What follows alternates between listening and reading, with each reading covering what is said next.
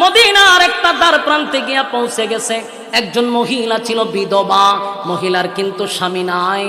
এই বিধবা মহিলার কানে গিয়া যখন পৌঁছে গেছে, মহিলাটা হাউমাউ করে কান্না শুরু করে দিল। কানতে কানতে মহিলা যখন বেহুশ পর্যায়ে চলে গেছে, মহিলার পাশে একটা সন্তান ঘুমন্ত অবস্থায় ছিল। ঘুম থেকে জাগ্রত হইয়া ওই সন্তান মাকে জড়াইয়া ধরে বলে, মাগো, গভীর রজনীতে আপনি কেন কানলেন? আমার মনে হয় কোনো ব্যথায় ব্যতীত হইয়া আপনি কানলেন। মা, বলো না, এই গভীর রাতে আপনার কান্নার রহস্যটা কি? ছোট মানুষ মার কাঁধে জড়াইয়া ধইরা কান্দে আর বলে, মাগো, কিসের কারণে কান্দেন? কোনো কষ্ট পাইছেন? বলে, না, আমার কান্নার কারণ হলো এই গভীর রাত্রে বেলালের ঘোষণা শুনে আমি আর ঠিক থাকতে পারলাম না। গত যুদ্ধে তোমার বাবা শাহাদাত বরণ করছে, কিন্তু আজকে বেলাল ঘোষণা দিচ্ছে। মদিনার মা বোনদেরকে বেলাল ডাকতেছিল হাসরের মাঠে আল্লাহর সামনে শহীদের মা হইয়া ওঠার জন্য। এরা আমার সন্তান, আমার একটা উপযুক্ত সন্তান যদি আজকে থাকতো, আমি যুদ্ধের ময়দানে পাঠায়া দিতাম, হাসরের মাঠে আমি শহীদের মা হইয়া আল্লাহর সামনে দাঁড়াইতে পারতাম। কেউ তো আমার কপালটা এতই খারাপ, আমার কিন্তু উপযুক্ত সন্তান নাই, আমি আল্লাহর সামনে শহীদের মা হইয়া দাঁড়াইতে পারবো না। এই ব্যথায় ব্যতীত হইয়া আমি কান্দি, এই ব্যথায় ব্যতীত হইয়া আমি কান্দি।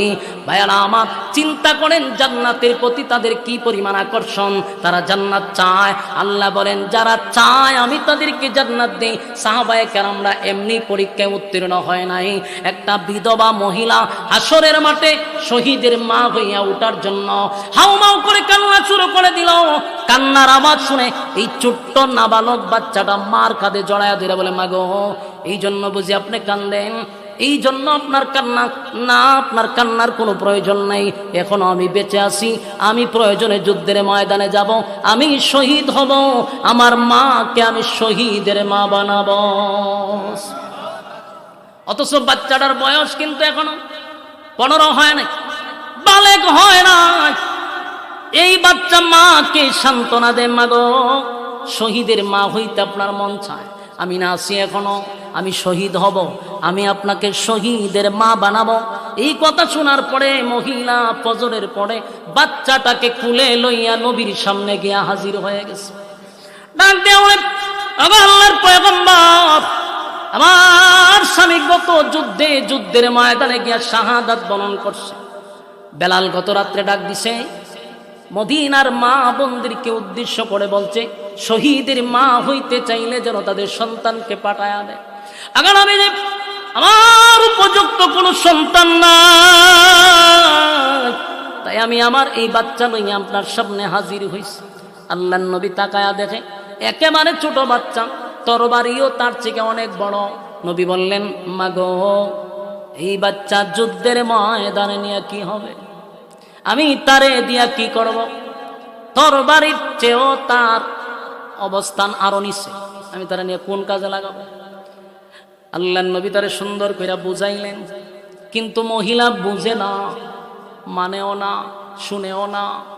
পিছনে গিয়া লাইনে দাঁড়ায় গেছে। সাহাবায়ে কেরাম লক্ষ্য করে দেখে পুরুষের লাইনে মহিলা দাঁড়ায় আছে। দৌড়ায় গিয়ে বলেন, মাগো, আল্লাহর নবী না আপনারে বুঝাইছে, আমরা ছোট বাচ্চাদেরকে এলাও করি না, নাবালক বাচ্চাকে তো প্রশ্নই আসে না, আপনি কেন এখানে দাঁড়াইলেন? মহিলা কয়, আমি হাসরের মাঠে শহীদের মা হইয়া দাঁড়াইতে চাই। আল্লাহর নবীর সাহাবীরা মহিলাকে কত না বুঝাইল, কিন্তু মহিলা বুঝে না, মানে না, শোনে না। চেঁচামেচির কারণে আল্লাহর পয়গম্বরের কান পর্যন্ত যখন আওয়াজটা পৌঁছে গেল, পয়গম্বর এসে বললেন, সাহাবীরা রে, কিসের জন্য তোমরা এত চেঁচামেচি করতেছিলা? বলে, হুজুর, কত না বুঝাইলেন, এই মহিলা তো বুঝে না, মহিলারে বুঝাইলেও মানে না। দেখেন না কতভাবে বুঝাইলাম, কিন্তু মহিলার কথা হলো এই বাচ্চাকে যুদ্ধের ময়দানে পাঠাবে। আল্লাহর নবী বলেন, মাগো, আপনাকে না বললাম এত ছোট বাচ্চা যুদ্ধের ময়দানে নেওয়া হয় না? কেন আপনি দাঁড়াইলেন আর কেনই বা বাধা দিচ্ছেন? বলে নবী গো, আমি জানি আমার এই ছোট্ট বাচ্চা যুদ্ধের ময়দানে কোনো কাজে আসবে না, কোনো কাজে লাগবে না, কিন্তু একটা কাজে লাগবে আমি জানি। যুদ্ধের ময়দানে আপনি নবী যখন যাবেন সাহাবায়ে কেরামদেরকে নিয়ে, তখন হয়তো আপনার উপরে আক্রমণ চলবে, আপনি নবীকে তীর মারা হবে, আপনি নবীকে তরবারির আঘাত করা হবে গো নবী। আপনার উপরে একটা তীরের আঘাত পড়লে আমরা বরদাস্ত করতে পারি না। আপনি তীরের আঘাতগুলি আটকানোর জন্য একটা ঢালের প্রয়োজন হতে পারে। আমার এই ছোট্ট বাচ্চাটারে দুই পা এইভাবে ধরবেন, দুইটা হাত এইভাবে ধরবেন। যখন আপনাকে তীর মারবে, ডান দিকে তীর মারলে ডান দিকে বাচ্চাটাকে ধরে রাখবেন, বাম দিকে যখন তীর মারবে বাম দিকে ধরে রাখবেন। একটা তীরের আঘাত যেন আপনি নবীর উপরে না পড়ে, আমার সন্তানের বুকটা জাজরা হয়ে যাক, কোনো সমস্যা নাই। আপনি নবীর শরীরে যদি তীরের আঘাত পড়ে আমি বরদাস্ত করতে পারবো না। একটা জবান বন্ধ রাখবেন না, জুড়ে কোন আল্লাহু আকবার। আল্লাহ কি কইছে? আমিনু কামা আমানান নাস, আমিনু কামা আমানান নাস। আল্লাহ রাব্বুল আলামিন বলেন, ঈমান আনো ওই মানুষদের মতো যারা ঈমানের পরীক্ষায় ফার্স্ট ডিভিশনে পাস করছে।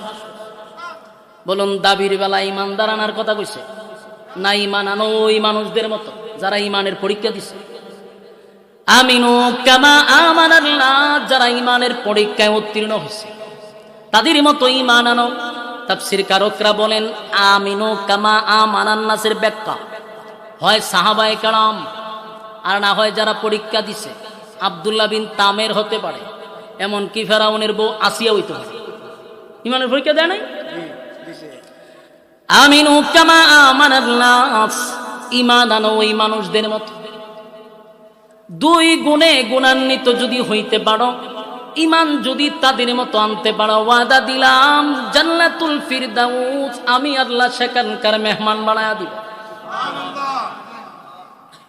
মেহমান আমরা হব আর আল্লাহ মেজবান। মেহমান আর মেজবান। আমি আজকে আসছি লুৎফুররা গড়, আমার বন্ধু মানুষ, বেচারার গড় খাইছি, আমি মেহমান। বেচারা যে খাওয়াইছে এ হইল মেজবান। তাই আমরা সবাই জান্নাতে ঢুকবো মেহমান হইয়া, আর আল্লাহ নিজে আমাদেরকে মেহমানদারি করাবে, আল্লাহ মেজবান। সুবহানাল্লাহ। কিন্তু রব্বুল কারীম বলেন, দুই গুণে গুণান্বিত হইয়া যদি কবরে আসো তখন এই ভিআইপি জান্নাত দিব। দাবির বেলা ইমানদার নয়, ইমানদার ঈমান আনতে হবে। আমিনু কামা আমানান নাস, ঈমান আনো ওই মানুষদের মতো যারা ঈমানের পরীক্ষা দিছে। আমার যুবক ভাইরা, ঈমানের পরীক্ষা দেওয়ার জন্য আল্লাহ দুনিয়া নামক ক্ষণস্থায়ী জায়গায় পাঠাইছে। এই দুনিয়া কিন্তু চিরস্থায়ী না, এটা আমরা সবাই জানি। এখানে যারা বসছি এবং যারা বাহিরে দাঁড়ায় আছে সবাই জানে দুনিয়া চিরস্থায়ী না, ক্ষণস্থায়ী। দুনিয়ায় আমাদেরকে পাঠাইল শুধুমাত্র কেবলমাত্র একটা পরীক্ষা দেওয়ার জন্য। আর না হয় আদম আলাইহিস সালাতু ওয়াস সালামকে আল্লাহ যখন জান্নাতে বানাইলেন সেখানে রাখছেন। আম্মা জান হাওয়া আলাইহিস সালাতু ওয়াস সালামকে আল্লাহ সেখানে রাখলেন। আব্বা এবং আম্মার মাধ্যমে যদি সেখানে আমরা জন্মগ্রহণ করতাম রে, তাহলে আমরা জন্মসূত্রেই তো জান্নাত পেয়ে যেতাম, ঠিক না বেঠিক? কিন্তু আল্লাহ সেখানে আমাদের জন্ম না দিয়া দুনিয়া নামক এই পচা গান্দা জায়গায় পাঠাইছে। উদ্দেশ্য হলো অল্প সময়ের জন্য পাঠাইলাম, শুধুমাত্র কেবলমাত্র একটা পরীক্ষা দেওয়ার জন্য। ফাঁস এবং ফেইলের মাধ্যমে, ফাঁস এবং ফেইলের মাধ্যমে আল্লাহ চিরস্থায়ী জান্নাত আমাদের নামে লিখে দিবে। ক্ষণস্থায়ী দুনিয়ায় পাঠাইছে। আপনি আমার মনে কি কয় আল্লাহ অনর্থক বানাইছে? এই কথা কইনা দি, খাইবার লেগে বানাইছে? খাওয়ার জন্য যদি বানাইতো তাহলে হাতি আমরা চেয়ে কম খায় না বেশি খায়? জনমের খাওয়ান খায়। খাওয়ার জন্য যদি বানাইতো তাহলে হাতি বানাইলেই চলতো, খাওয়ান খাইতে পারে। ঘুমানোর জন্য যদি বানাইতো তাহলে গাদা বানাইলেই যথেষ্ট। এটা খারুইও ঘুমায়, শুয়েও ঘুমায়। আল্লাহ খাওয়ার জন্য বানায় নাই, ঘুমানোর জন্য বানায় নাই, অনর্থকও বানাইছেন, ঠিক না বেটি? আফাহাসিবতুম আন্নামা খালাকনাকুম আবাসাও وأنكم إلينا لا ترجعون আল্লাহ বলেন অনর্থক বানাই নাই, অকারণে বানাই নাই, নিষ্প্রয়োজনে বানাই নাই, বানাইছি শুধুমাত্র কেবলমাত্র কেন ওমা খালাকাতুল জিন্না ওয়াল ইনসা ইল্লা লিয়াবুদুন। আল্লাহ বলেন মানব দানব দুইটা জাতি আমি বানাইলাম শুধুমাত্র কেবলমাত্র আমার গোলামির জন্য। তাহলে আমরা বুঝতে পারছি আল্লাহ আমরা অনর্থক বানায় নাই, আল্লাহ আমরারে বানাইছে গোলামির জন্য। গোলামিটা যদি না করি তাহলে আমরা ছেড়ে দিব, কথা হইল না দি, গোলামি না করলে আল্লাহ ছেড়ে দিবে না। আল্লাহ বলেন গোলামি না করে দুই গুণে গুণান্বিত হইয়া যদি কবরে না যায় তাহলে জাহান্নাম আমাদের জন্য অপেক্ষা আছে। ইন্না জাহান্নামা কানাত মিরসাদা, নিশ্চয় জাহান্নাম আমাদের জন্য উত পেতে বসা। লিত্তাগিনা মাআবা, সীমা লঙ্ঘন যারা করছে, এমন করে যারা জীবন যাপন করলো, আল্লাহ রাব্বুল আলামিন বলেন লিত্তাগিনা মাআবা, সীমা লঙ্ঘন যারা করছে তাদের জন্য জাহান্নাম। লাবিসিনা ফিহা আহকাবা, যুগের পর যুগ সেখানে আমাদের অবস্থান করতে হবে। কারণ এই দুনিয়া চিরস্থায়ী নয়, এটা ক্ষণস্থায়ী, কিন্তু পরকালটা কোন চিরস্থায়ী। এই দুনিয়ায় অল্প সময়ের জন্য আমরা আসছি, কিন্তু এখানে চিরস্থায়ী না আমরা জানি। আল্লাহ বলেন যদি দুই গুণে গুণান্বিত না হইয়া কবরে আসোস তাহলে বান্দা শোন, ইন্না জাহান্নামা কানাত মিরসাদা, নিশ্চয়ই জাহান্নাম উৎপাইতা বসা। সীমা লঙ্ঘন করলে, মন গড়া জিন্দেগি চালাইলে, যেমনে মনে চায় এমনেই যদি চলি, তাহলে আল্লাহ বলেন লাবিসিনা ফিহা আহকাবা, যুগের পর যুগ সেখানে অবস্থান করবে। লা ইয়াযুকুনা ফিহা বারদান ওয়ালা শারাবা, সেখানে পিপাসা লাগলে শরবতের কোনো ব্যবস্থাও করা হবে না, ঠান্ডা পানিরও কোনো ব্যবস্থা করা হবে। আল্লাহ বলেন মানুষ পানির পিপাসায় যেদিন চিৎকার শুরু করবে, একদিন দুই দিন নয়, কমপক্ষে 1000 বছর শুধু পানির আবদার করবে। কত বছর? কথা হয় না, 1000 বছর পর্যন্ত মানুষ পানি পানি পানি পানি বলে চিৎকার দিবে রে, কিন্তু মালিক নাফরমানের কথায় কোনো উত্তর দিবে না। অথচ আল্লাহ বলেন দুনিয়া নামন্দি একবার যৌবনকালে আমারে ডাক দিছে রে, 70 বার বান্দা বান্দির ডাকে জবাব দিছি। আজকে জাহান্নামের ভিতরে নাফরমান গুলি আমার জন্য, পানির জন্য আমারে ডাকে, আল্লাহ পানি দেন পানি দেন। পানির জন্য 1000 বছর ডাকার পরেও মালিক উত্তর আপনার সঙ্গে দিবে না। যদি আল্লাহ জবাব দেয় কিন্তু আপনার সঙ্গে না, ফেরেশতাদেরকে জিজ্ঞাসা করবে নাফরমানটা আমার কাছে কি চায়। ফেরেশতারা বলবে আল্লাহ পানি চায়। কত বছর পরে? 1000 বছর। আল্লাহ কয় দে নাফরমানদেরকে পানি দে, ইল্লা হামিমা ওয়া গাসসাকা, দে পানি দে, যেই পানি দুনিয়ায় বান্দা বান্দিকে আমি ফ্রি করে দিলাম। দুনিয়ায় আমি কত নিয়ামত দিলাম, গরমের সময় টিউবওয়েলের পানিটা আমি ঠান্ডা করে দিছি, আবার ঠান্ডার সময় টিউবওয়েলের পানিটা আমি গরম করে দিছি, ঠিক না বেটি? এখন গরম, টিউবওয়েলে যত চাপ দিবেন তত পানি কিন্তু গরম হয়। ঠান্ডার সময় তো পানি ঠান্ডা হওয়ার কথা, কিন্তু পানি গরম হয়। আল্লাহ কয় কত নিয়ামত দিলাম, নিয়ামত পাওয়ার পর আমার বান্দা আমার নিয়ামত খাইয়া আমার নাফরমানি করছে। একবারও বান্দা আমার নিয়ামত খাইয়া আমার শুকরিয়া আদায় করল না। বলুন আল্লাহর নিয়ামতের অস্বীকার কি আমরা করতে পারবো? কোন নিয়ামতের আপনি অস্বীকার করবেন বলেন?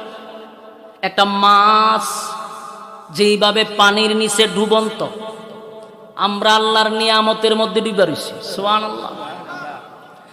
فبأي آلاء ربكما تكذبان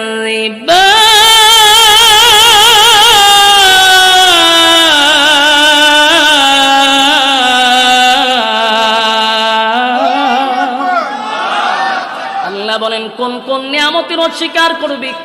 ডাইনে বামে আমার নিয়ামত তোরে ডুবায়া রাখছে। এতগুলো নিয়ামত খাওয়ার পর বললা আমার নাফরমানি করলি, আমার জমিনে হাঁটলি, আমার নাফরমানি করলি। আমার যদি দুনিয়ায় থাকতে একবার ডাক দিতি বান্দা 70 বার তোর ডাকে জবাব দিলাম, কিন্তু যৌবনকালে আমারে ডাকলি না, আমার দেওয়া নিয়ামত খাইলি, আমার জমিনে গার ফুলাইয়া হাঁটলি। আজকে বান্দা জাহান্নামের ভিতরে আইসা পানির জন্য একদিন 2 দিন নয় 1000 বছর বান্দা শোনো পানির দরখাস্ত করবে, আল্লাহ পানি দেন। আল্লাহ কয় না পরমানে পানি দে, ইল্লা হামিমা ওয়া গাসসাকা, এমন একটা পানি তখন দেওয়া হবে রে যেই পানিটা জাহান্নামের আগুনে টক বগে গরম। জাহান্নামের আগুন, দুনিয়ার আগুন না, দুনিয়ার আগুন নয়, জাহান্নামের আগুনের টক বগে গরম পানিটা দেওয়া হবে। আর এই পানিটা হলো ইল্লা হামিমা ওয়া গাসসাকা। জাহান্নামে মানুষদেরকে পুরানো হবে, এই পুরানোর পরে শরীর থেকে রক্ত আর পুষগুলা নিচের দিকে গিয়া জমা হবে। আর এই পানিটা আগুনের তাপে টকবক টকবক করবে। আর সেই পানি জাহান্নামীদেরকে আল্লাহ পান করার জন্য দিবে। জাহান্নামীরা হাসরের মাঠে 1000 বছর পানির পিপাসায় তারা ছিল, আবার জাহান্নামে ঢোকার পরে 1000 বছর পানির পিপাসা। বলুন এত পিপাসা লইয়া পানি ঠান্ডা না গরম এটা কি দেখার সময় আছে?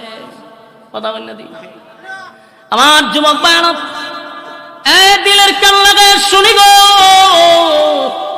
ঠান্ডা না গরম পানি তো দেখার টাইম নাই, কারণ 1000 বছর জাহান্নামের পিপাসা, 50,000 বছর হাসরের মাঠ। এত পিপাসা লইয়া যেই মাত্র তাদেরকে পানিটা দেওয়া হবে, জাহান্নামীরা পানিটা পান করবে। জাহান্নামীরা পানি পান করার সাথে সাথে সাথে জিহ্বা সহ, গলা সহ, পেটের নাড়ি বুড়ি সব গলে গলে গলে গলে গলে গলে পায়খানার রাস্তায় বাহির হয়ে যাবে। প্রচন্ড ব্যথা শুরু হবে, একটা চিৎকার দিয়া বলবে মালিক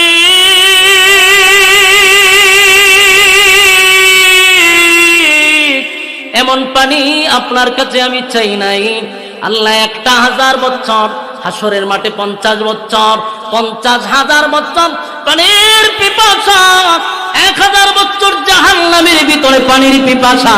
আল্লাহ এটা কেমন পানি দিলেন, যেই পানি পান করার পরে পায়খানার রাস্তা দিয়ে গলে গলে সব বাহির হয়ে গেল। কান্না শুরু করবে, আল্লাহ পানি পান করার আগেই তো ভালো ছিল, পানি পান করার আগেই তো ভালো ছিল, কেমন পানি পান করাইলেন, কষ্ট বেড়ে গেল। এবার চিৎকার দেয়া হয় আল্লাহ এটা কেমন পানি দিলেন? মালিক তো কথা বলে না, 1000 বছর মালিকের জবান থেকে কোনো উত্তর পায় নাই। এইবার পানি পান করার পরে বান্দা বান্দি যখন চিৎকার শুরু করবে, আল্লাহ তখন ডাক দেয়া হয় জাযাআও ওয়াফাকা। আমার যুবক ভাইরা, একটা হলো শারীরিক কষ্ট, আর একটা হলো মানসিক কষ্ট। শারীরিক কষ্ট একটা পাইছে, আল্লাহ যখন বলবেন জাযাআও ওয়াফাকা, এই নাফরমানগুলি এখন বুঝ মজা কেমন লাগে। এতক্ষণ তো অপেক্ষায় ছিলেন যে আল্লাহ কথা বললে হয়তো আল্লাহর পক্ষ থেকে কোনো একটা ছাড় পাবো, মালিক যদি আমাদের ডাক শুনে আমাদেরকে একটা ব্যবস্থা করে দিবে। যখন শুনবেন আল্লাহ নিজেই কয় বান্দা এখন বুঝ মজা কেমন লাগে।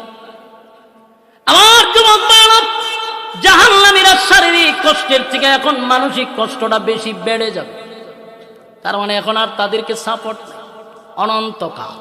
বলুন এটার কোনো সীমা আছে? কথা কই না, এখানে আপনার ফককে কেউ সাফাইও গাইবে না। এটা দুনিয়া না, একটা মামলা সামলা হইলে ফাতি নেতার থেকে দুইটা বড় নেতা পর্যন্ত তো আছে, ঠিক না বে ঠিক?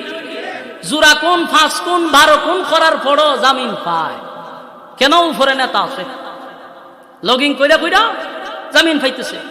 এই জন্য খালা মানিক্যা বিচারপতি কত আকাম কুকাম করছে, কত মানুষ নির্দোষ মানুষকে জেলখানায় দিছে, কত নির্দোষ মানুষকে ফাঁসির কাস্টে ঝুলাইছে, আজকে খালা মানিক্যার জামিন দিয়া দিতেছে।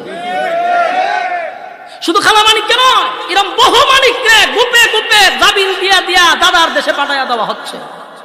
কেন? ফাতি নেতার থেকে নিয়ে বড় নেতা পর্যন্ত আছে, খালি লগিং এর উপরে চলতেছে। বাংলাদেশ এমনি ঠাড়া পড়তেছে না, ঘন ঘন যে ঠাড়া পড়তেছে বুঝেননি? অভিশাপের কারণে বহু নির্দোষ মানুষ এখনো জেলখানায় আছে, বহু আলেমরা জেলখানায় এখনো আছে। নির্দোষ আলেমদের জেলখানায় তাদের চোখের পানি প্রতিদিন পড়তেছে। এদের জামিন হয় না, দর্শনকারীর জামিন হয়, খুনিদের জামিন হয়, অপরাধীর জামিন হয়, আলেমদের জামিন দেয় না। এদেশে কুত্তা মারলে বিচার হয়, আলেমদের নির্দোষ আলেমরা জেলখানায় আছে, তাদের ব্যাপারে কেউ নাক গলায় না। শুধু বড় বড় ডাকাত গুলিকে জেলখানাতে জামিন দিয়া দিয়া দাদার দেশে পাঠাইতেছে। সম্মানিত শুধু আমরা শুধু এতটুকুই বলতে চাই, 16 বছরের ইতিহাস আপনারা মনে রাখেন, তাহলে সামনের রাস্তা চলতে আপনাদের সুবিধা হবে। এই বাংলাদেশে আলেমদেরকে মাইনাস করে অতীতে কেউ থাকতে পারে নাই, ভবিষ্যতে থাকবে এটার কোনো গ্যারান্টি নাই। এই বাংলাদেশে থাকতে গেলে আলেমদেরকে আপনারা গণে থাকতে হবে, আলেমদেরকে গণতে হবে। আলেম মাইনাস করে বাংলাদেশে থাকা অতীতেও সম্ভব ছিল না, এখনো সম্ভব না। আমরা যে এতবার বলতেছি, আপনাদের কানের ভিতরে ঢুকতেছে না যে আমাদের অনেক নির্দোষ আলেমরা জেলখানায় বন্দী, এদেরকে জামিন দেন না কেন? খালা মানিক্যের জামিন দেয়, সুর বার্তার বদমাশ গুলারে জামিন দিয়ে দিতেছে। যে আলেমরা অপরাধ কি সে নিজেও জানে না। এই জন্য ভাই, আমাদের ফিট দেয়ালে ঠিকঠাক গেলে কিন্তু আমরা বসে থাকবো না। মরণ খামর আছে না, একটা মরণ খামর দিতে হইব, আওয়াজ তুলতে হবে। অসংখ্য নিরহ আলেমরা জেলখানায় আছে। এই যে আজকে দেখেন, অন্যান্য দেশে যুদ্ধ কইরা যে পরিমাণ মানুষ মারা যায়, সোনার বাংলাদেশে বিনা যুদ্ধে প্রতিদিন কয়েকশো মানুষ মারা যেতেছে। খুন খারাপি নাহলে অ্যাক্সিডেন্টে, প্রতিদিন অ্যাক্সিডেন্টে মানুষ মারা যেতেছে। গত কালকে না আগের দিন একটা পুরা যাত্রীবাহী জাহাজ ডুবে গেছে, 90 ফিট পানির তলে চলে গেছে। আজকে আবার এক জায়গায় অ্যাক্সিডেন্ট হয়ে আরো কতজন মানুষ মারা গেছে। প্রতিদিন মানুষ মারা যাচ্ছে। অন্যান্য দেশে যুদ্ধ লেগে মানুষ হত্যা মরে না, বিনা যুদ্ধে বাংলাদেশের জনগণ মরে যেতেছে। অভিশাপ আছে, অনেক অভিশাপ। কারণ এই যে জেলখানায় যারা গেছে, নির্দোষ যারা, এদের চোখের পানি কি আল্লাহ ব্যথা দিব? এদের চোখের পানি কি কোনো সময় বিতা যাবে বলেন? তো এটা গজব, তো গজব। আমাদের বর্তমান যিনি প্রধানমন্ত্রী, আলহামদুলিল্লাহ আমরা দেখতে পাচ্ছি উনি আলেমদের প্রতি যথেষ্ট পরিমাণ সম্মান রাখতেছে, আমরা প্রশংসা করি। শুধু আপনি এতটুকু করেন, নির্দোষ আলেমদেরকে আপনি জেলখানার থেকে বাহির করে দেন, আজীবনে জাতি আপনার কথা স্মরণ রাখবে। কারণ ডাইনে বামে তো লোকের অভাব নাই, এই জন্য আপনাকে ওই কাজগুলি নাও করতে দিতে পারে। উচিত নির্দোষ আলেমদেরকে জেলখানার থেকে বাহির করে দেন, এই জাতি আপনার কথা স্মরণ রাখবে। যেমন আপনার মার কথা সারা দেশের মানুষ এখন বলে, আপসহীন এক নেত্রী, ঠিক আপনিও এমন কিছু করে যান যেন এই জাতি আপনার কথা স্মরণ রাখে। সম্মানিত শুধু আসুন, আমরা এমন একটা পর্যায়ে আসছি, আমাদের গুনার কারণে এখন একের পর এক গজব আসতেছে। গুনার কারণে যখন সমাজে গুনাহ বেড়ে যায়, তখন আল্লাহর পক্ষ থেকে গজব আসে। গুনাহ কমাইতে হবে, গুনার প্রতিযোগিতা আমাদের সমাজে চলতেছে, ঠিক না ঠিক? আমার যুবক ভাইরা, যে কথা বলতেছিলাম, একটা হলো শারীরিক কষ্ট, আর একটা হলো মানসিক কষ্ট। জাহান্নামের আগুনে জ্বলতেছেন, এটা আপনার শারীরিক কষ্ট। আর আল্লাহ যখন আপনারে কইব, হন মজা বুঝ কেমন লাগে, দুনিয়াত নামান নিয়ামত খাইছিলে, আমি তোদেরকে নিয়ামত দিছি, নিয়ামত খাইয়া বুক ফুলাইয়া আমার জমিনে চলছস, আমারটা খাইয়া আমার নাফরমানি করছস, বুঝ কেমন লাগে। তখন আপনার শুরু হবে মানসিক কষ্ট। বলুন কি কষ্ট? আমার যুবক ভাইরা, আল্লাহ বলেন, দুইটা গুণে গুণান্বিত হইয়া যদি কোনো বান্দা বান্দি কবরে আসে, তাহলে ব্যতিক্রম। যদি 2 গুণে গুণান্বিত না হন, তাহলে জাহান্নাম। 2 গুণে গুণান্বিত হইলে আল্লাহ বলেন, কানাত লাহুম জান্নাতুল ফিরদাউসি নুজুলা। আল্লাহ বলেন, এক নাম্বার হলো ঈমান, দুই নাম্বার হলো নেকামত।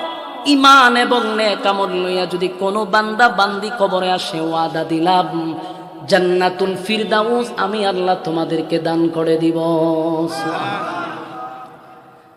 আমার যুবক ভাইরা, তবে ঈমান আনবো কার মতো? আমিনু কামা আমানান নাস।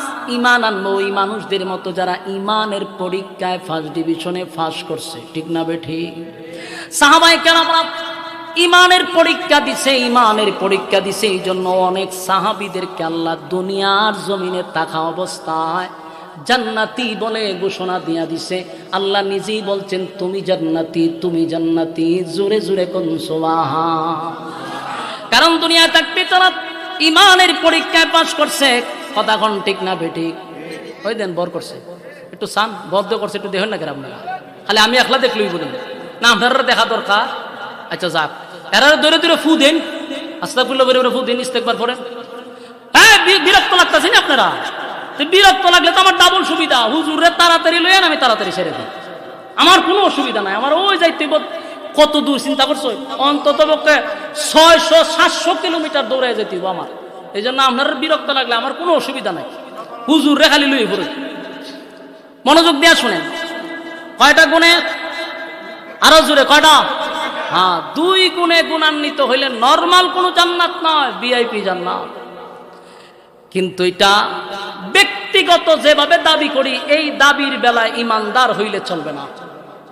আমিনু কামা আমানান নাস। ঈমান আনতে হবে ওই মানুষদের মতো যারা ঈমানের পরীক্ষা দিয়া ফার্স্ট ডিভিশনে পাস করছে। তাহলে এখানে সাহাবায়ে কেরামরা ধরতে পারে, এরা ঈমানের পরীক্ষা দিছে, আমাদেরও ঈমানের পরীক্ষায় পাস করতে হবে। আর যদি পাস করে যাইতে পারে, আল্লাহ হয় জান্নাত দিব। সুবহানাল্লাহ। এ নরমাল জান্নাত না, ভিআইপি জান্নাত দিব। আর জান্নাতে ঢুকার সাথে সাথে আল্লাহ হয় এমন কিছু নিয়ামত দিব, যেই নিয়ামত দুনিয়াতে মানুষ চাইছে কিন্তু পায় নাই। বলুন, দুনিয়াতে চাইলো পায় নাই, নবী রাসূলরা চাইলেও আল্লাহ দিত না। এমন কিছু নিয়ামত জান্নাতে ঢুকার আগেই আল্লাহ ঘোষণা দিয়ে দিবে। সুবহানাল্লাহ। যেমন আপনারা একটু দেখেন তো, এই নিয়ামতগুলো আপনারা চাননি। 1 নাম্বার, দুনিয়াতে কি কোনো মানুষ মরতে চায়? আপনারা মরতে চাননি? আমিও মরতে চাই না, কেউ মরতে চায় না, আল্লাহর ওলিও মরতে চায় না, সবাই বাঁচতে চায়। ঠিক না ঠিক? আচ্ছা, এখন যদি আমি কই যে মক্কা এবং মদিনার 2জন ইমাম সাহেব রাইনা দরজা লাগাইয়া তোরা হুম 1 মাস খালি দোয়া করবেন, হুজুর আল্লাহ যেন আমার মরণ না দেয়, দোয়া কবুলিব নি? কবুলিব? যতই দোয়া করেন মরণ থেকে পালাইবার কোনো সুযোগ। তাহলে আমরা মরতে চাই না, কিন্তু মরতে হবে। কথা কই না দি? 1 নাম্বার, পৃথিবীর কোনো মানুষ মরতে চায় না, মরতে চায় না, কিন্তু মরা লাগবে, মরা লাগবে। যতই দোয়া করেন এই দোয়া কোনোদিন কবুল হবে না, মানুষ মরতে হবে রে। 2 নাম্বারটা দেখেন মিলে কিনা। 2 নাম্বার হলো, কোনো মানুষ বৃদ্ধ হতে চায় না, বৃদ্ধ হতে চায় না। বৃদ্ধ আপনারা হইতে চাননি? হ্যাঁ, কথা বলেন না। দাড়ি যদি সাদা থাকে, এটারে নিয়ে মন তো সেলুন খালা করে লই পড়ে। ঠিক না ঠিক? যদি দিঘায় সাসা কিতা ঘটনা কিতা চেহারা দিয়ে আরেক জাত লাগে, নাহলে বুড়া দেখা যায়। হইতে সাদা দাড়ি আছে, খালা বানিয়ে নিছে। উদ্দেশ্য হলো বৃদ্ধ হতে চায় না। তার মানে 1 নাম্বার হলো মানুষ মরতে চায় না, 2 নাম্বার হলো মানুষ বৃদ্ধ হতে চায় না, কিন্তু বৃদ্ধ হওয়া লাগবে। তাম পৃথিবীর মানুষ দিয়া দোয়া করাইলো আপনি যুবক হইতে পারবেন না, বৃদ্ধ হওয়া লাগবে। 3 নাম্বার হলো, দেখেন মিলে কিনা। 3 নাম্বার, মানুষের কিছু আলগা চাহিদা আছে, যেমন কালো মানুষ সুন্দর হইতে চায়। ঠিক না? যেই মানুষটা কালো, মৃত্যু পর্যন্ত তার একটা আফসোস থাকে, হাই রে আমি যদি সুন্দর হইতাম। আল্লাহর কাছে দোয়া কইরা কি কোনো মানুষ সুন্দর হইতে পারছে? মক্কা মদিনার ইমাম দিয়া কি কোনো মানুষ সুন্দর হইতে পারছে? এক কালো মানুষ যদি সুন্দর হইতো, তাহলে হাফসি বেলাল সুন্দর হয়ে যাইতো। ঠিক না বেটি? নবীর পছন্দের একজন ব্যক্তি, উনিও সুন্দর হয়ে যেত। তার মানে হলো দোয়া দিয়ে মানুষ সুন্দর হয় না। আর একটা দেখেন, খাটো মানুষ সব সময় মনে মনে চিন্তা করে, আমি যদি আরো 2 ইঞ্চি লম্বা হইতাম, অথবা একটু লম্বা হইলে ভালো হইতো। ঠিক না বেটি? তার মানে এটাও তার আফসোস, মৃত্যু পর্যন্ত যতই দোয়া করো খাটো মানুষ কোনোদিন লম্বা হয় না, কালো মানুষ সুন্দর হয় না, বৃদ্ধ মানুষ সব সময় যুবক থাকে না, যুবক মানুষ বৃদ্ধ হওয়া লাগবে।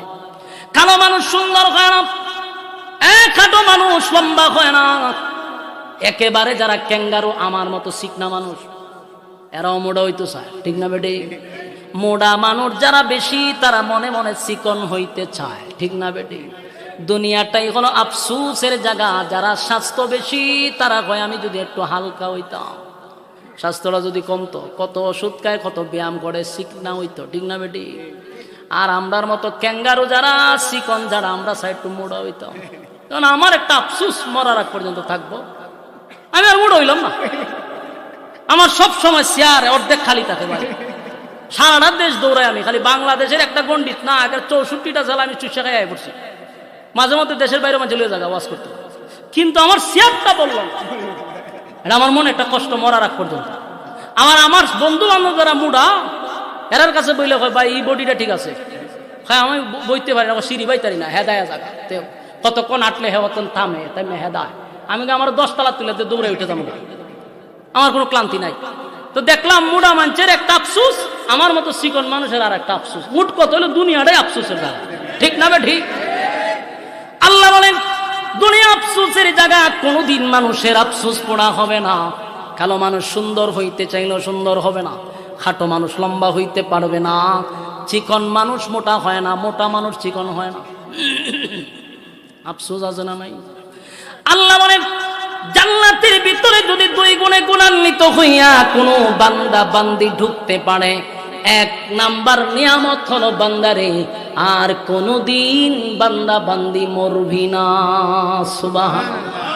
একটা জবান বন্ধ রাখবে না, বলুন আল্লাহু আকবার।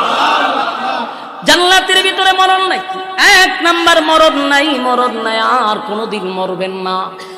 কত বড় নিয়ামত আল্লাহ দিছে, জান্নাতের ভিতরে মরণ নাই। জান্নাতের শুরু আছে কিন্তু জান্নাতের শেষ নাই, 1 নাম্বার নিয়ামত। 2 নাম্বার হলো জান্নাতের ভিতরে কোনোদিন আর বৃদ্ধ হবেন না, আর কোনোদিন দাড়ি সাদা হবে না, চোখের জ্যোতি কমবে না, শরীরটা দুর্বল হবে না। আল্লাহ রাব্বুল আলামিন আপনাকে 32 বছরের যুবক বানায়া দিবে, বয়স কোনোদিন আর 33 হবে না। এরপরে রব্বুল কারীম বলেন জান্নাতের ভিতরে বৃদ্ধ হবে না, খাটো মানুষ আর তার ভিতরে দুঃখ থাকবে না। কমপক্ষে আদম নবীর মতো বডিটা হবে, যেই বডি 120 হাত অথবা 60 হাত লম্বা। সুবহানাল্লাহ। একেবারে কমপক্ষে যদি 120 হাত লম্বা হয়, কিতা বুঝেন? বডি যদি অতকাল লম্বা হয়, বুকটা কতক্ষণ ফাঁস হইব। সুবহানাল্লাহ। তখন আর ইটা করণ লাগতো না, এমনি দেখবেন তো চাকা চাকা হয়ে গেছে, ঠিক না বে ঠিক? ফ্যাটমেট নাই, বডি স্ট্রং থাকবো। সুবহানাল্লাহ।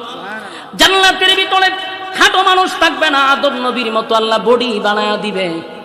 তারপরে আল্লাহ বলেন 3 নাম্বার যে আফসোস, হাই রে মানুষের আফসোস হলো সুন্দর মানুষ, কালো মানুষ সুন্দর হইতেছে।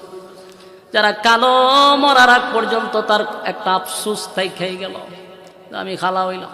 আল্লাহ কয় 2 গুণে গুণান্বিত হইয়া জান্নাতের ভিতরে মানুষ যখন ঢুকবে, সর্বনিম্ন সৌন্দর্য থাকবে ইউসুফ নবীর মতো সুন্দর। সুবহানাল্লাহ।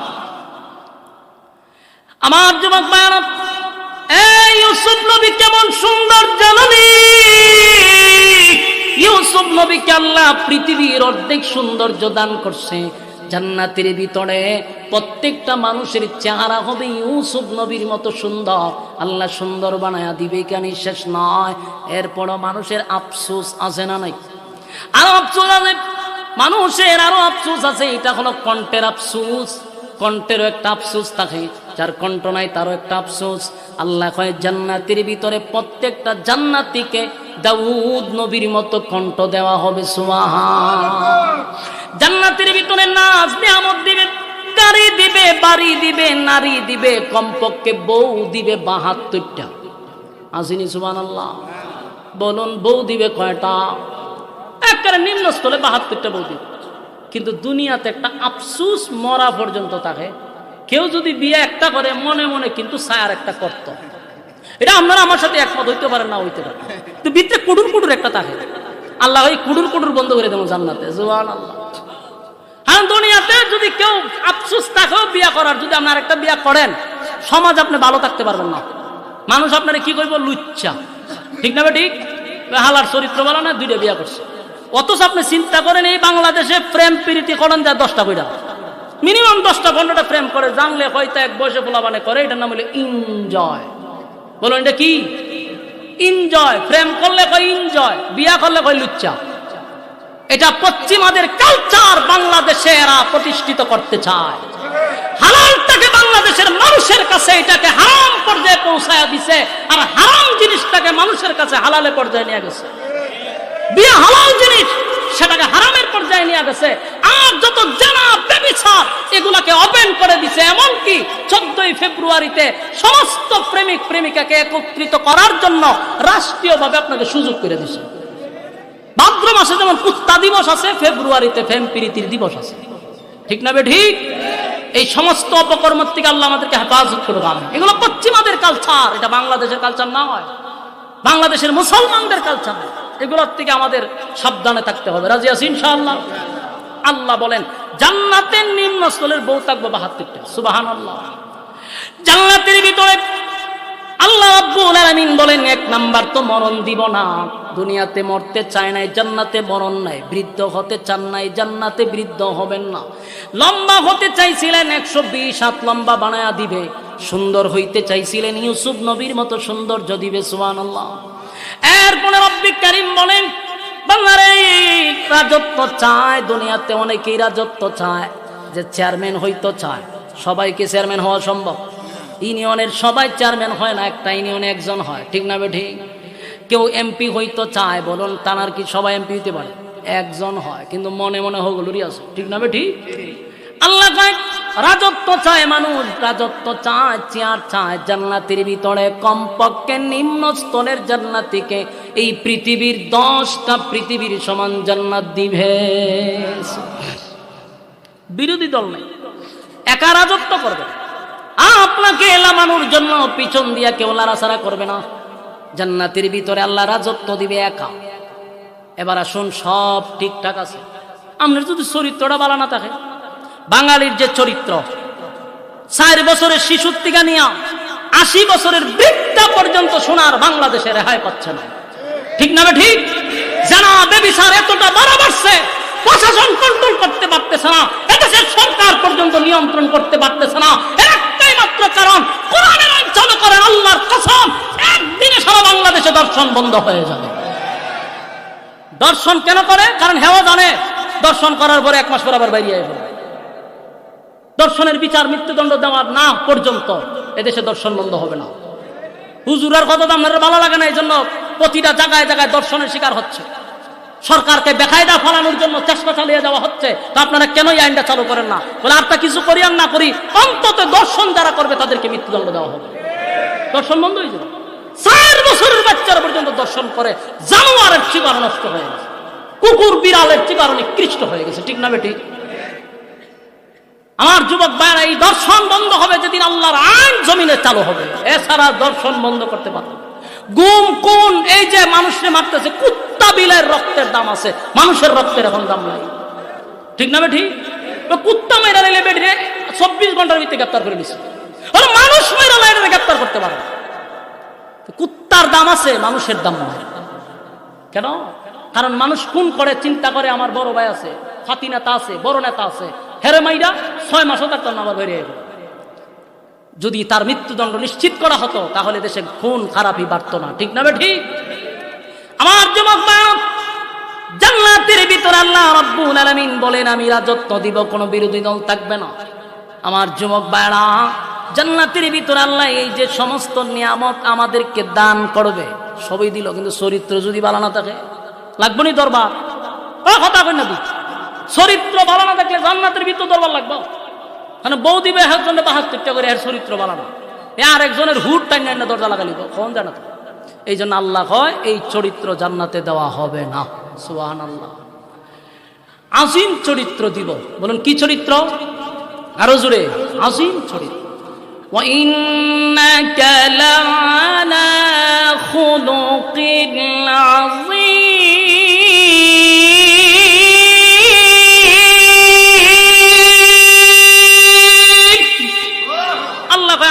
চরিত্র যেটা আমার নবীর চরিত্র, সুবহানাল্লাহ। এক এক নবীর এক এক গুণ দিয়া জান্নাতে ঢুকাবে। বলুন, এক এক নবীর এক এক গুণ দিয়া জান্নাতে ঢুকাবে। চরিত্র আমাদের নবীর চরিত্র উম্মতরে দিয়া দিবে, সুবহানাল্লাহ।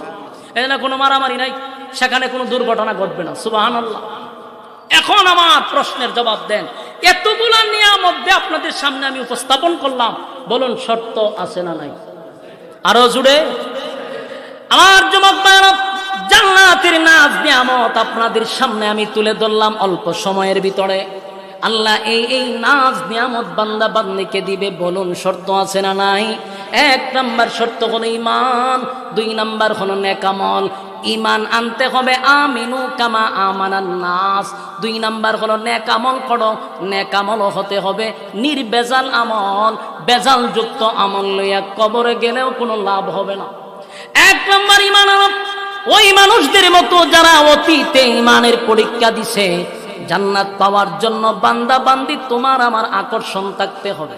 জান্নাতের প্রতি যাদের আকর্ষণ নাই, বলুন তারা কি জান্নাত পাইবে? কোনো সম্ভাবনা আছে?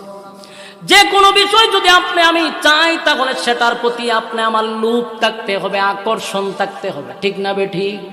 আল্লাহর নবীর জামানায় একবার হযরত বেলাল, হঠাৎ করে বেলাল সব সময় তো আজান দিত হাইয়া আলাস সালাহ হাইয়া আলাল ফালাহ, কিন্তু একদিন বেলাল আজান দেয় হাইয়া আলাল জিহাদ। এক মদিনার মানুষেরা আল্লাহর নবীর সঙ্গে কিন্তু যুদ্ধ শুরু হয়ে গেছে, তোমরা যদি চাও তাহলে যুদ্ধে অংশগ্রহণ করতে পারো। বেলাল ঘোষণা দেয়, মদিনার মা তোমরা তোমাদের সন্তানকে পাঠায়া দাও, হাসরের মাঠে শহীদের মা হইয়া আল্লাহর সামনে দাঁড়াইতে পারবা। আমার যুবক ভাইরা, আমরা মাইক দিয়া আজান দেই অথবা বক্তব্য দিলে এটা সর্বোচ্চ 2 থেকে 3 কিলো পর্যন্ত পৌঁছতে পারে, কিন্তু হযরত বেলালের কণ্ঠে আল্লাহ এতটা পাওয়ার দিছিল, প্রায় 40 কিলোমিটার পর্যন্ত পৌঁছে যাইত। সুবহান। সেই বেলালের আওয়াজ মদিনার একটা দ্বার প্রান্তে গিয়া পৌঁছে গেছে। একজন মহিলা ছিল বিধবা, মহিলার কিন্তু স্বামী নাই। এই বিধবা মহিলার কানে গিয়া যখন পৌঁছে গেছে, মহিলাটা হাউমাউ করে কান্না শুরু করে দিল। কানতে কানতে মহিলা যখন বেহুশ পর্যায়ে চলে গেছে, মহিলার পাশে একটা সন্তান ঘুমন্ত অবস্থায় ছিল। ঘুম থেকে জাগ্রত হইয়া ওই সন্তান মাকে জড়ায়া ধরে বলে, মাগো গভীর রজনীতে আপনি কেন কানলেন? আমার মনে হয় কোনো ব্যথায় ব্যতীত হইয়া আপনি কানলেন। মা বলো না, এই গভীর রাতে আপনার কান্নার রহস্যটা কি? ছোট মানুষ মার কাঁধে জড়ায়া ধরে কান্দে আর বলে, মাগো কিসের কারণে কান্দেন? কোনো কষ্ট পাইছেন? বলে, না, আমার কান্নার কারণ কেন? এই গভীর রাত্রে বেলালের ঘোষণা শুনে আমি আর ঠিক থাকতে পারলাম না।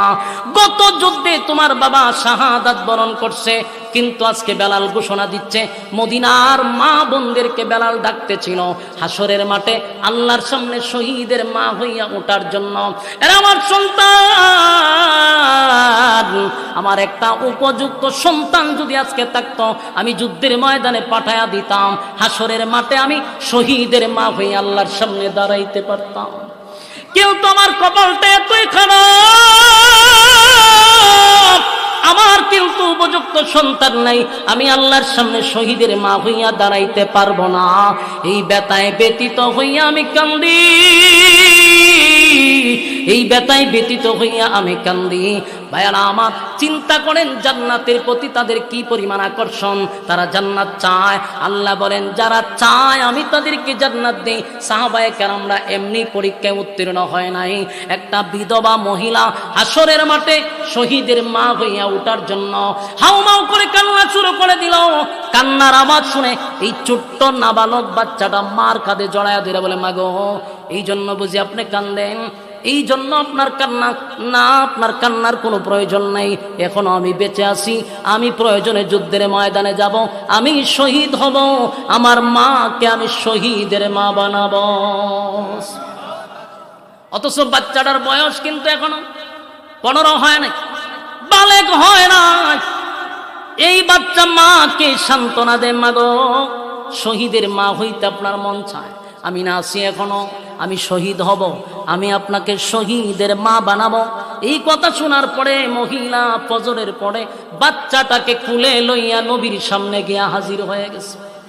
ডাক দেওয়া, আল্লাহর পয়গম্বর আমার স্বামী গত যুদ্ধের ময়দানে গিয়া শাহাদাত বরণ করছে।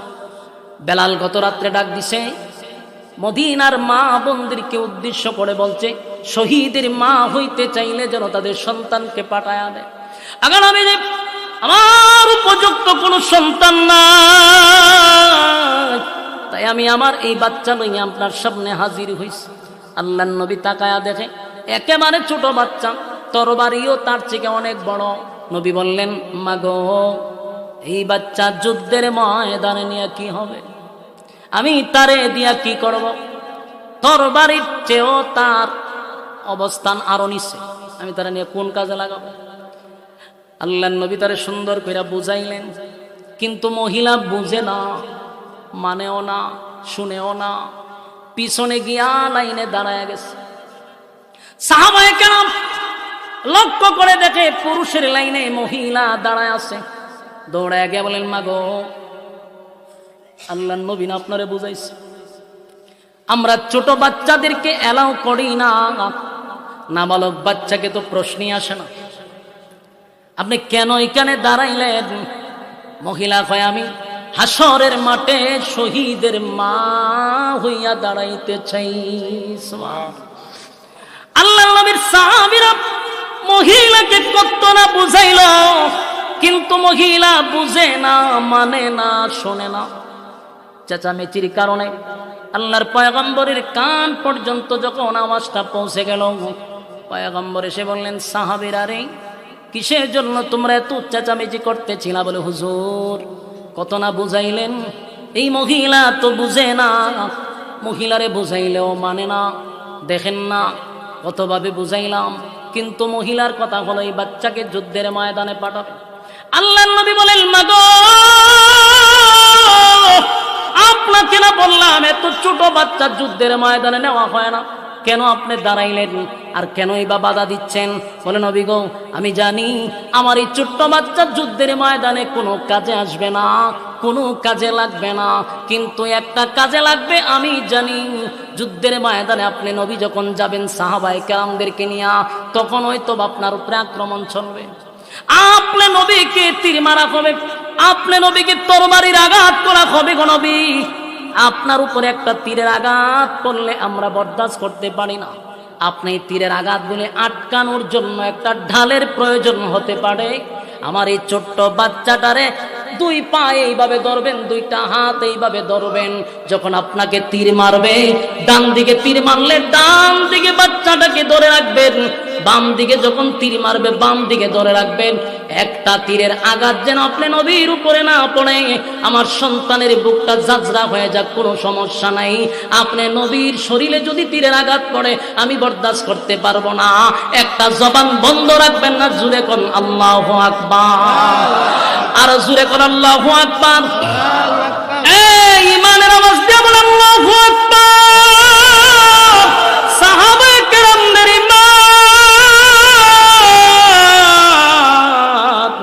সাহাবায়ে কেরামদের ঈমান, আল্লাহর নবীর চোখ দিয়া পানি চলে আসছে রে।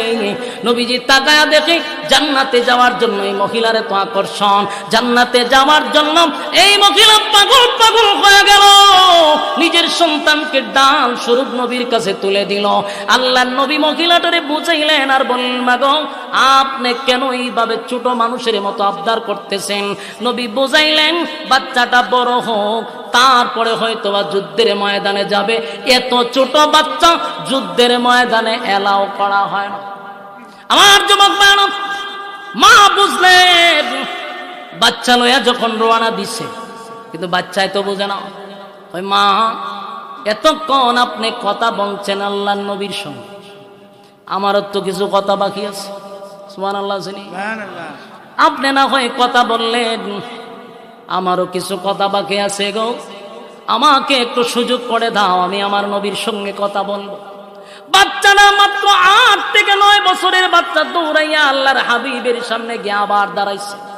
ডাক দিয়া বলে, নবী গো কোনোভাবে কি আমার মায়ের আফসোসটা পোড়া করা যায় না? আল্লাহর নবী বলেন, না, তুমি বড় হও, তারপরে আমি তোমাকে যুদ্ধের ময়দানে নিব। এতটুক বাচ্চা নবীকে একটা দৃষ্টান্ত দিল। তখন নবীজি আমি কিন্তু আমার মার কাছে থাকি। আমার মা যখন চুলাতে যখন কোনো জায়গায় পাক করে, আপনার বাসায় কয় উন্দাল নাকি, উন্দালে যখন পাক করে তখন কিন্তু উন্দালে আগুন ধরানোর জন্য বড় লাকড়ি আগে দেয় না, চুলার মধ্যে বড় লাকড়ি আগে দেয় না, চুলার মধ্যে আগুন ধরানোর সময় ছোট ছোট লাকড়িগুলো আগে ঢোকায়। আগুনটা যখন ধরে যায় তখন কিন্তু বড় বড় লাকড়িগুলা ঢোকায়। আগে আমি যে যুদ্ধের ময়দানে আমার মতো ছোট একটা বাচ্চাকে যদি আপনি আগে পাঠায়া দেন, আমি শহীদ হইয়া যুদ্ধের ময়দানের আগুনটা ধরায়া দিব। পরে আপনি উমরকে পাঠাবেন, আপনি আলীকে পাঠাইবেন, যুদ্ধের ময়দানের আগুনটা আমাকে দিয়া ধরায়া দেন। চিৎকার দিয়া কোন সুবহান। আমার যুবক ভাইরা, এই জন্য আল্লাহ বলেন আমিনু কামা আমানান নাস, ঈমান আনো ওই মানুষদের মতো যারা ঈমানের পরীক্ষায় ফার্স্ট ডিভিশনে পাস করছে।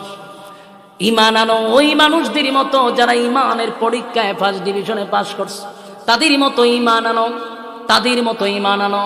আমার যুবক ভাইরা, সাহাবায়ে কেরামদের ঈমান, সাহাবায়ে কেরামদের মতো ঈমান যতক্ষণ না পর্যন্ত আমরা কাছে দাঁড়ে না যাইতে পারবো, বলুন এই শুধু দুই গুণে গুণান্বিত দাবি করলেই চলবে না, ঈমান আনতে হবে সাহাবায়ে কেরামদের মতো। কথা হয় না? এক, ইন্নাল্লাযীনা আমানু ওয়া আমিলুস সালিহাত, ঈমান আনো ওই মানুষদের মতো যারা ঈমানের পরীক্ষায় ফার্স্ট ডিভিশনে পাস করছে, তোমরা তাদের মতো ঈমান আনো, তাদের মতো ঈমান আনো। আমার যুবক ভাইরা, এবার আসুন দুইটা শর্ত, ঈমান এবং নেকামল, ঈমান এবং নেকামল দুই গুণে গুণান্বিত হইতে পারলে কানাত লাহুম জান্নাতুল ফিরদাউসি নুজুলা, আল্লাহ আমাদেরকে জান্নাত দিবে, সর্বোচ্চ ভিআইপি জান্নাত। ঠিক না বেঠি? আল্লাহ সবাইকে বোঝার তৌফিক দান করো, সকলে বলে আমিন। আমার যুবক ভাইরা, আপনাদের হুজুর কো, আমাদের সুলতানুল ওয়াইজিন আল্লামা খালেদ সাইফুল্লাহ সাহেব আপনাদের মধ্যে ইতিমধ্যে চলে আসবেন ইনশাআল্লাহ। হুজুরকে নিয়ে আসেন। আর যেই দরখাস্ত করছেন আমি জীবন এটি করিনি, তা আমার যার যে যোগ্যতা না এটি দিয়ে তো লাভ নেই, এটি বুঝি না, আমি কেমন করবো কোনছেন, এটা আগে আপনারা সেরে লেতে আসেন। বসেন ইনশাআল্লাহ। উড়াউড়ি করে বর করে লিছি নি, বর করে লিছে ফু দেন। যার জন্য আপনারা আসছেন উনি তো চলে আসতেছে, বসেন আরো বসেন। এই যে এখন আমার যে দায়িত্ব দিছে, এই দায়িত্ব আসলে আমার কোনো অভিজ্ঞতা নাই। এরপরও বসেন। এই মুন্সিবাজার, শ্রীনাথপুর, এগুলা আমার একটা সময়ে এদের এই জায়গার মানুষের সাথে আমার একটা সুসম্পর্ক ছিল। ঠিক না ঠিক?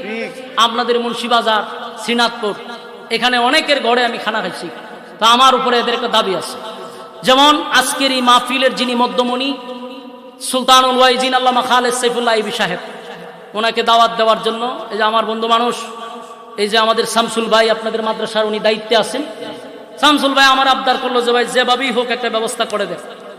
আমি আমার সর্বোচ্চ চেষ্টা দিয়ে আপনাদের এখান পর্যন্ত আপনাদের মেহমানকে আমি পৌঁছাই দিছি। আমার ড্রাইভার গেছে ছুটিতে, আমি নিজে এই অসুস্থ শরীর নিয়ে নিজে ড্রাইভ করে আমি আপনাদের এখানে আসছি, এবং আপনাদের এই মাহফিল শেষ করে ওই লালমনিরহাট আমার প্রোগ্রাম রংপুর ফাইরিয়া, এরপরও আমি না আসলেও পারতাম, কিন্তু আমি না দাওয়াত দিছি। যদি আমি না আসি তাহলে প্রধান বক্তা আইবনি, বলে মিয়া দাওয়াত দিছেন আপনিই নাই। এই জন্য নিজে দায়িত্ব নিয়ে আপনাদের এখানে উপস্থিত হয়েছি।